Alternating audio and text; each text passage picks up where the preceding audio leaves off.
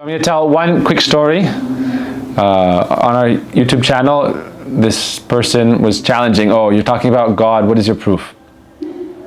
So there's a story Srila Gurudev tells, and it ties into this idea, because we're talking about the introduction of Baladev Vibhushan and how he starts with establishing Govinda, Krishna, as the supreme absolute truth, Satyam Jnanam Anantam. So once there was a king, and he had one of his favorite ministers, and one day he asked the minister, I want you to show me God, prove to me the existence of God, show me God, and show me also what he's doing right now. Have you heard this story? Okay, so he told him, the minister said, okay, give me some time. So he said, okay, I'll give you 2-3 days time. So the minister went home, he gave him like a week. So for some days he was thinking, how am I going to show God? Oh, it's not such an easy thing, just like, here's God, So he was kind of worried, and he knew that if he wasn't able to answer, the king would see like, this minister is useless, I don't need him anymore. So he was going to lose his position, and he may even be punished. Oh, you're showing yourself to be so wise, but you can't answer anything. So he was really worried. And the son, who was just a young boy, 5-6 years old, he saw his father very concerned over day after day. So he asked his father one day, why are you so worried? So the minister told his son that the king asked me to show him God. He said, show me God and show me what he's doing. And I don't know what to answer. And I'm afraid of what will happen if I can't. So the son said, okay, let me think about it. So the father was thinking, what will my son be able to say? So then he reflected for some time. Then he said, don't worry, I have a good answer. Tomorrow when you go to court, take me with you. Don't worry, I'll be able to solve the situation. So he was very wise. So the next day, the minister went with his son to the king's court. And the king was a little bit surprised, saying, why did you bring your son? So the minister said, oh, I was thinking, actually this is such an easy question that I don't have to answer it, I can let my son answer it. So he was being tricky because he couldn't figure out the answer. So he was like really worried, but then his son came up with the answer. So now he's saying, oh, don't worry, it's so easy that even my son can answer. My 6-year-old son can answer. So the king was like, must be pretty good, Maybe he trained him up or something. So then the king said, okay. So then the boy came forward. You can imagine the king was sitting up on a royal singhasan, like if you see king's courts from thousands of years before, there's many steps leading up to the king's throne, and then he's like in a very high platform, and the boy is down here. And so he was given a chair, and then he was looking up at the king. So the king was like, okay, tell me what you want to say. So first of all, the boy said, if you're accepting me, God, we're not going to have time for that. I wanted to talk about one more point also. Okay, we'll do this, and then we'll do the next one next time. So the boy said, if you want to accept me as your teacher, you're asking me something that's not a trivial question, right? It's not a trivial question. Show me God, show me what he's doing. We can talk about God, philosophy, and think about, okay, God, and God's like this. But you're saying, show me God now, and also show me what he's doing. So it's not an easy thing. So you're accepting me as a teacher, and there's certain rules and regulations for how you should treat a teacher. The king said, yes, I agree. This ties into the first sutra, Vedanta Sutra. So I don't know if we'll have time with it. Atato Brahma Jigyasa. If we have time, we can deal with it in short. Maybe we might as well do it, because we're only doing a class every 4 or 5 days, so we can go a little long. So the boy said, okay, you're accepting me as your teacher, yes? And the king was like, okay, good point. If I'm going to learn from you who is God, where he is, show me God, what is he doing? Then he said, okay. So then the boy said, okay, why are you sitting up there so high and I'm so low down here? We should trade positions. So the king was like, this boy has some balls, So the king accepted. He came down and he gave the boy his throne. And so the 5-year-old boy walked up the stairs and sat on the big throne. You can imagine this huge throne with jewels, diamonds, rubies, sapphires. The little boy sitting up there like, and the king is now sitting on the floor, 20 feet below. And the father is thinking, oh my God, The father is sitting there like, what have I done, I brought my boy and now he's going to destroy us all.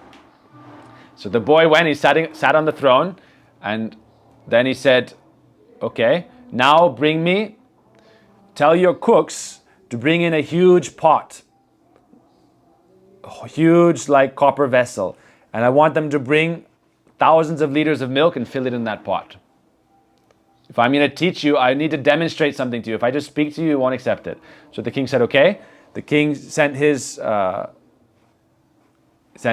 like messengers and cooks, and they brought in a huge pot and filled it up with milk. And he said, make sure it's full cream milk. I don't want any watered down, like they say in India, Indra gave a boon that if you mix water in something, it increases the volume. So people mix water and milk, and then they say, look, now I have so much more milk. So the boy said, full cream. So he brought thousands of liters, and they filled up this pot of milk. And then the boy said, okay, you want me to show you God? Look at that milk. The king looked at the milk. Is there any ghee in that milk? There's like 5,000 liters of milk in this huge pot. The boy said, is there any ghee in that milk? Ghee means like the butter, the essence of the butter. You take butter from the milk, boil it down, then you get ghee. So is there any ghee in it? Is there ghee in the milk? Right? Yes, of course. The boy said, that's the same thing. Now, imagine you're in the milk now, and you're trying to say, show me God. But you can understand by the presence of milk that there's ghee. So you can understand by the presence of this creation, by ourselves, that there is a God. There must be a God. That is, I'm showing you God, but there's a process to show you God. So how will I find the ghee in the milk? So he's saying we can understand God because we ourselves are conscious beings. And we can look at nature and we can understand reality and understand that there must be a God. But if you want to see that God, it's like the example of the milk and the ghee. You have to go through a process. You have to boil the milk. You have to set the milk into yogurt, or you have to take the cream off the milk. Like there's different ways to get to ghee. You boil the milk, let it set, collect all the cream, skim the cream off the top, let the cream come again, collect the cream, cook the cream down, then you get the ghee. Or you make it into yogurt, churn the yogurt, get butter, and then get ghee, right, from the butter. So that takes some time. So if people say, show me God, the question is, are you willing to go through the process to be able to see Him face to face or have darshan with Him? There's a process. And if you're willing to follow the process, that boy said, I can show you God. But it's like the example is given of a scientist. When a scientist is trying to discover a new element or a new theorem, it's not something that's done very cheaply. Like when Einstein came to this E equals mc squared, right? When Newton came to his, you can say something, but then to prove it takes a lot of time. Like Newton's theory of gravity. It's not like, anybody gets an apple fall on their head, and then they talk about and they get worshipped all over the world as like such a great scientist. No, he wrote the Principia of Mathematica, 1,000-page thesis, which so complicated. Like if you would take you years to understand it all. Only if you have the intelligence to be able to start studying it to start with, right? So you want to see God, we can infer the existence of God by the creation itself. Even the word creation means there's a creator, right? Like there's an example given of Newton. There's a story of Newton. Newton believed in God, but he had friends who were atheists. So one time they would always be arguing about, is there a God or is not a God?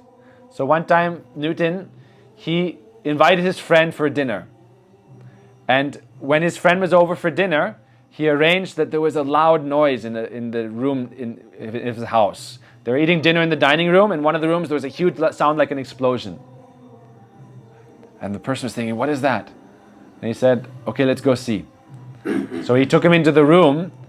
Someone had made a loud, like you can get like a pop firecracker, So he went to the room and he saw there was a model universe. And there was the sun, the Jupiter, Saturn, all the different planets moving around like clockwork. And the person was astonished. Wow, this is so beautiful. Newton had designed this over many weeks and months as to show his point. Is there a God? So the person said, how did this come? He said, you heard that explosion? It must have just happened now. There was an explosion, and I was in this room like a few hours ago. Nothing was there. But there was an explosion, and now look at this beautiful sun, it's like this big.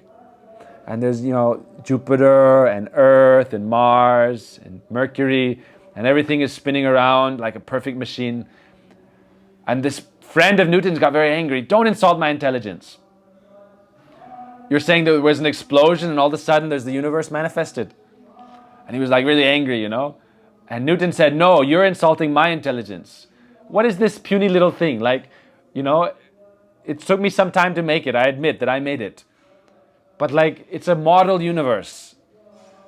The sun isn't giving energy to all the other planets. There's not billions of creatures living on the earth. There's not all these other planets. Just a little small, 1/trillionth of the size of the real universe.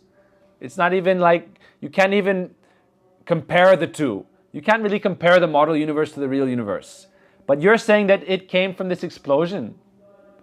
And so he said that, what are the scientists saying? You're saying the same thing. You're saying that, there was nothing, and that nothing was going on for forever. And then all of a sudden there was a big bang. And then from that big bang, everything that we see manifested. All came from one single dot.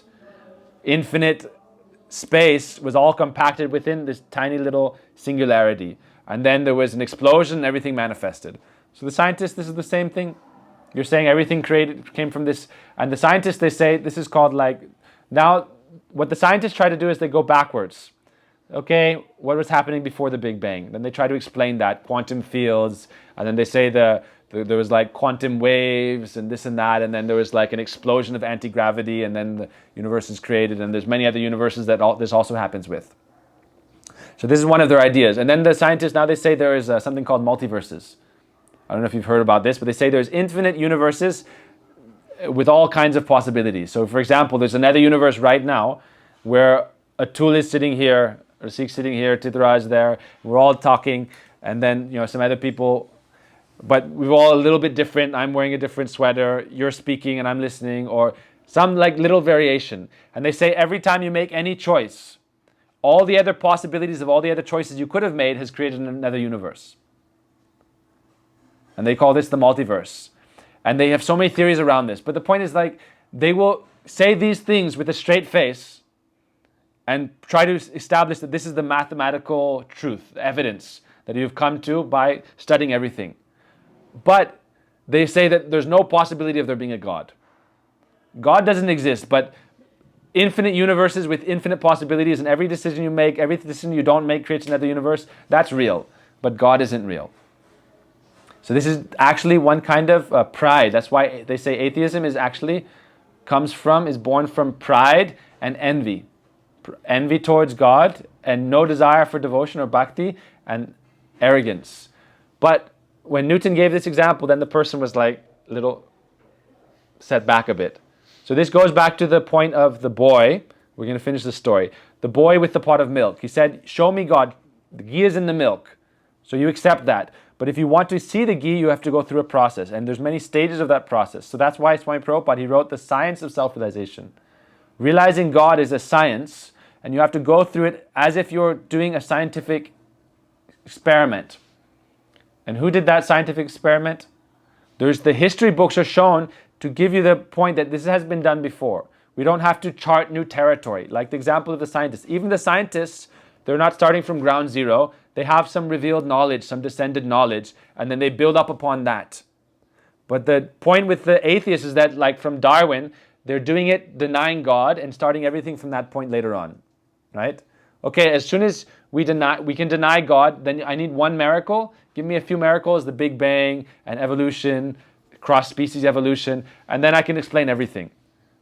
But you have to give me some miracles for the origin of life coming from matter, consciousness coming from matter, one miracle, Big Bang, another miracle, and then evolution between interspecies, another miracle. Give me 3-4 miracles, and then I'll explain reality. This is what the scientists do, but they won't accept God. This is kind of pride.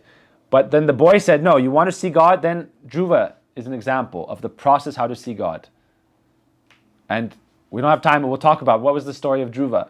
He followed the proper process to see God, and he saw God.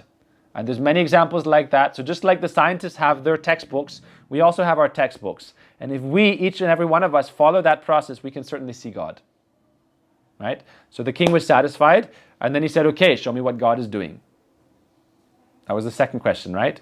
Show me God and show me what he's doing. So then the boy smiled and said, remember in the beginning, I told you to sit down and give me your singhasan, your royal throne. He said, yes. He said, that's what God is doing. We're all in this world, and we think I'm so important in this life, but our high position, before we know it, we'll have a low position. And this is called the cycle of samsara, birth and death. And in that cycle of samsara, we're again and again being born, again and again dying, just like the universe is being born and dying. There's the micro scale, there's the macro scale. So just like this is going through different stages, we're also going through different stages of life. One day we're a king, one life we're a beggar, one day we are a teacher, one day we're a dog or a cat, according to our karma. So in this way, this is what God is doing in samsara. So he gave this example, and this is the example he gave for who is God and what is he doing.